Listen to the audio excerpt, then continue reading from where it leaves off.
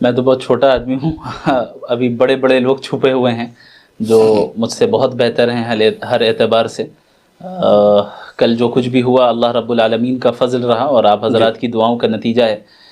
معلوم چلا کہ کئی مسلمانوں نے جو ہے دعائیں کی، روزے رکھے، تو میں سمجھتا ہوں کہ بس انہی دعاؤں کا اور انہی عبادتوں کا نتیجہ ہے کہ اللہ رب العالمین نے جو کچھ بھی کل دکھایا۔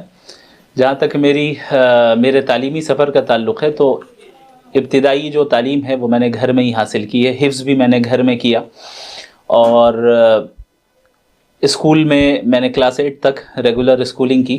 اس کے بعد میری پوری توجہ چلی گئی عالمیت کی طرف۔ حفظ بھی میں نے گھر میں مکمل کیا، اور پھر عالمیت کی ابتدائی تعلیم بھی گھر میں حاصل کی، اور پھر میٹرک وغیرہ میں نے اوپن اسکولنگ کے ذریعے دی، اور میں دارالعلوم ندوۃ العلماء چلا گیا۔ دارالعلوم ندوۃ العلماء میں تقریباً میں نے 5 سال گزارے۔ کس سال میں گئے تھے؟ 2015 میں گیا تھا، اور عالیہ ثالثہ میں گیا تھا۔ عالیہ ثالثہ یعنی سیکنڈ لاسٹ ایئر۔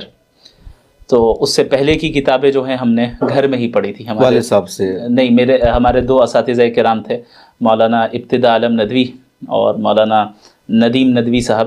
یہ دونوں حضرات گھر میں تشریف لاتے اور بڑی محنت کرتے اور پڑھاتے، اور حفظ بھی گھر میں انہوں نے کرایا، اور ابتدائی کتابیں بھی انہوں نے یہیں پڑھائیں گھر میں۔ اس کے بعد پھر دارالعلوم ندوۃ العلماء گیا اور عالیہ ثالثہ میں داخلہ ہوا، اور اخیر کے 2 سال جو عالمیت کے باقی تھے وہاں پر مکمل کیے، اور اس کے بعد پھر 2 سال میں نے تخصص فی تفسیر کیا، تفسیر اور علوم القرآن میں، ندوے میں ہی اسپیشلائزیشن علوم القرآن اور تفسیر میں، 2018 اور 19 میں۔ پھر 2019 سے 2020 تک میں نے تدریب افتاء وہیں پر مکمل کی، ندوے میں ہی۔ تو کہا جا سکتا ہے کہ پیور ندوی ہوں۔ پھر اس میں ملاوٹ نہیں ہے؟ جی۔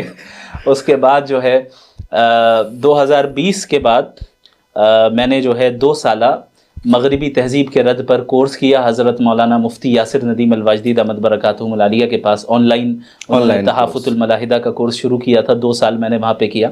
مغربی تہذیب کے خلاف کام کرنے کا جو مزاج ہے اور جو فکر ہے وہ ندوۃ العلماء سے ہی مل گئی، اور بالخصوص حضرت مولانا ابو الحسن علی الحسنی ندوی رحمہ اللہ کی تحریروں کو پڑھ کر، اور ہمارے استاذ مربی حضرت مولانا عبدالعزیز صاحب بھٹکلی ندوی دامت برکاتہم العالیہ، ان کی تربیت میں رہا، اور انہوں نے ذہن سازی کی، فکر سازی کی، یہاں تک کہ یہ بات سمجھ میں آئی کہ بھئی اس زمانے میں جو مقابلہ ہے ہمارا در حقیقت مغربی تہذیب سے ہے، اور حضرت مفتی یاسر صاحب نے جو ہے اس فکر کو عملی جامہ پہنایا اور رخ دیا کہ کیسے کام کرنا ہے۔